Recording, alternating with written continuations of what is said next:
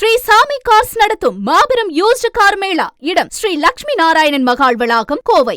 அண்ணா பல்கலைக்கழகம் விவகாரம் தொடர்பாக பாஜக மாநில தலைவர் திரு அண்ணாமலை அவர்கள் பல்வேறு விமர்சனங்களையும் காட்டமான பதிவுகளையும் கூறியிருந்தார்.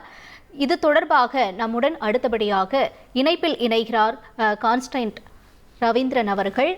சார் வணக்கம். அதாவது தற்பொழுது இந்த விவகாரம் தொடர்பாக திரு அண்ணாமலை அவர்கள் எஃப்ஐஆர் எப்படி வெளியே வந்தது அப்படின்னு ஒரு கேள்வியை முன் வச்சிருக்காரு. அது மட்டும் இல்லாம பல்வேறு விமர்சன ரீதியாகவும் சரி காட்டமான விமர்சனங்களையும் பதிவு செஞ்சிருக்காங்க. இதை பற்றிய உங்களுடைய பார்வை? இது விமர்சனம் அல்லவா, இது அவர் கட்சியின் மீது சமீபத்தில் தமிழ்நாட்டில் நடந்த பல பாலியல் குற்றச்சாட்டுகளில் பாரதிய ஜனதா கட்சியினுடைய அதிகாரப்பூர்வமாக அறிவிக்கப்பட்ட நிர்வாகிகள் அதேபோன்று கொலை வழக்குகளிலே மாட்டிக்கொண்டிருக்கிற காரணத்தினால் அதை திசை திருப்புவதற்காக எங்கேயோ எப்போதோ அமைச்சரிடமோ முதலமைச்சரிடமோ, ஜனநாயக நாட்டில் ஒரு நிகழ்ச்சிக்கு சென்றால் எத்தனையோ பேர் ஆசையாக வந்து முந்திதான் போட்டோ எடுக்க வேண்டும் என்றால் போட்டோகிராபர் வேண்டும். இப்பொழுது கையிலே ஸ்மார்ட் போன் இருக்கிறது, யார் வேண்டும் என்றாலும் போட்டோ எடுத்துக் கொள்ள முடியும். யாரையும் பிடித்து நாம் தள்ளிவிட முடியாது.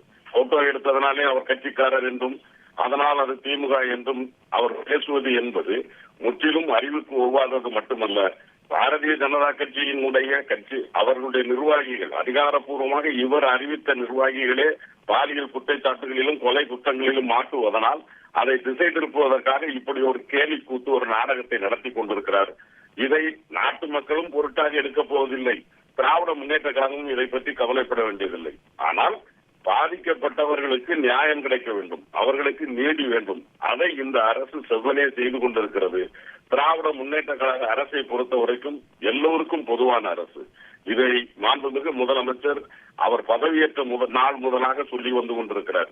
இது தமிழ்நாடு அரசு, இது திராவிட முன்னேற்ற கழகத்தினுடைய தலைவர் என்கிற முறையில் உங்களில் ஒருவனான எனது தலைமையிலான அரசை தவிர இது தமிழ்நாடு அரசு எல்லோருக்கும் பொதுவானது என்றுதான் எங்கள் கட்சிக்காரர்கள், திராவிட முன்னேற்ற கழக உடன்பிறப்புகள் எங்கேனும் ஏதேனும் தவறு செய்திருந்தால் கூட உடனடியாக நடவடிக்கைகளை எடுத்து வருகிறார். எனவே இவர் ஆடிக்கொண்டிருக்கிற இந்த கோமாளி கூத்திற்கெல்லாம் திமுக பதில் சொல்ல வேண்டிய அவசியமும் இல்லை, பொருட்டாக எடுத்துக்கொள்ள வேண்டிய தேவையும் இல்லை. நன்றி திரு ரவீந்திரன் சார், இணைப்பில் இணைந்து உங்களுடைய கருத்துக்களை பகிர்ந்து கொண்டமைக்கு. ஸ்ரீ சாமி கார்ஸ் நடத்தும் மாபெரும் யூஸ்டு கார் மேளா. இடம் ஸ்ரீ லட்சுமி நாராயணன் மகால் வளாகம், கோவை.